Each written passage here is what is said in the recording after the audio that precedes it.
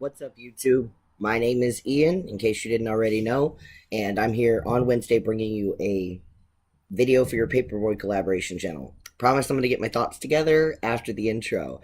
This week's topic is self-care, so let's go ahead and talk about what I do for self-care.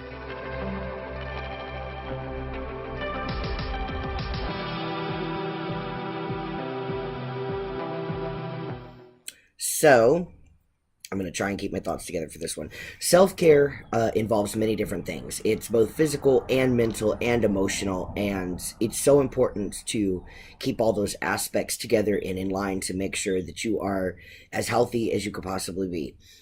For me, when I first started transitioning, I kind of had a rough go of it at first. I think many of us do, and I was in therapy, just not psychiatry, didn't have any underlying conditions, no depression, no bipolar, no nothing like that. But I stayed in therapy, and it was a therapist that had specialized in gender transition care and stuff like that. So I stuck with her for quite some time. I think probably the first year of my transition.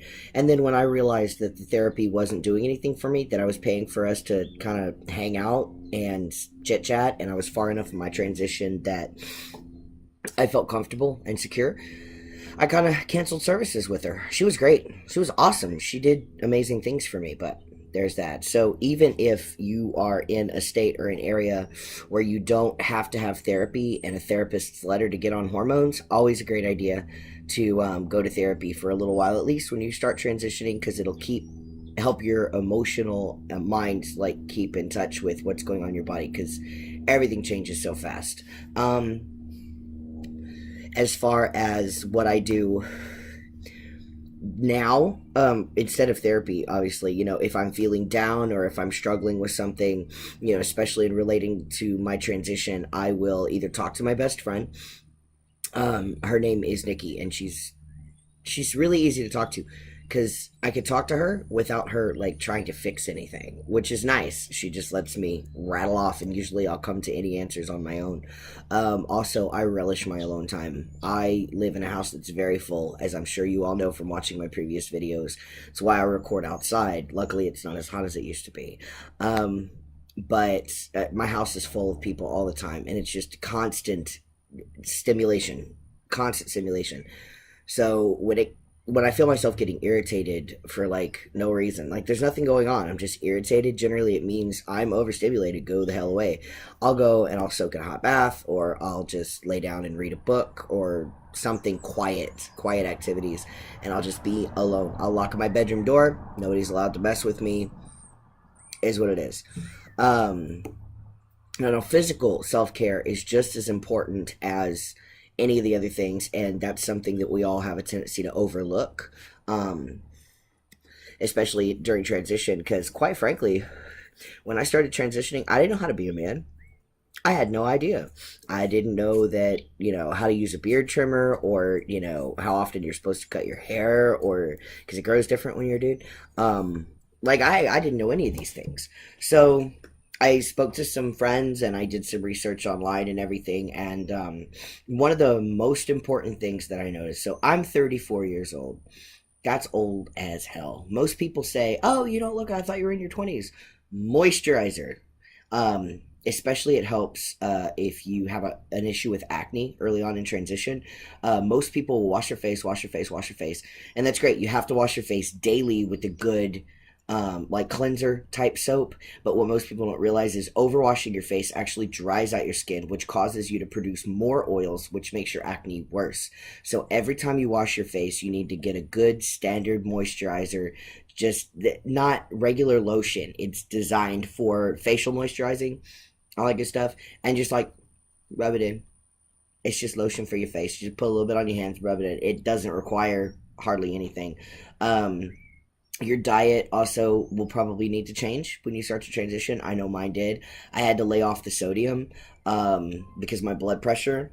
I decided to have high blood pressure problems, which is well maintained and easy to maintain with medication. But changing my diet to have less sodium in it also helps keep that on point. I try to exercise regularly. I also have arthritis, so I know that can be hard sometimes. Sorry, something is going on over there. But try to exercise regularly. I try to make healthier choices when I eat. I'm on the road like all the time, so I have to eat out a lot. So it's the little things like ordering the chicken sandwich instead of the big greasy doodle burger. Little things like that. But self care, for the most part, has to be selfish, and that's something that I think that a lot of us miss. Um, we are so busy in our lives taking care of other people, our family, our friends, whatever, our job, that we stop.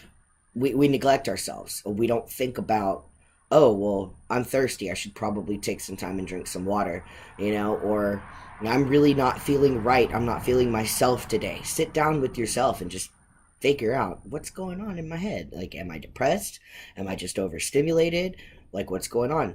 Taking the time for yourself is absolutely imperative to in order for you to succeed at taking care of the other people in your life.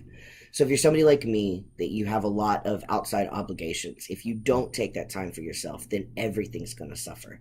You need to be your most important, like, thing. I'm losing words here, but that's okay. You are the most important person in your life, and without you, other people will probably suffer as well. So that's my personal experience, and how I deal with self-care and what I do and things like that.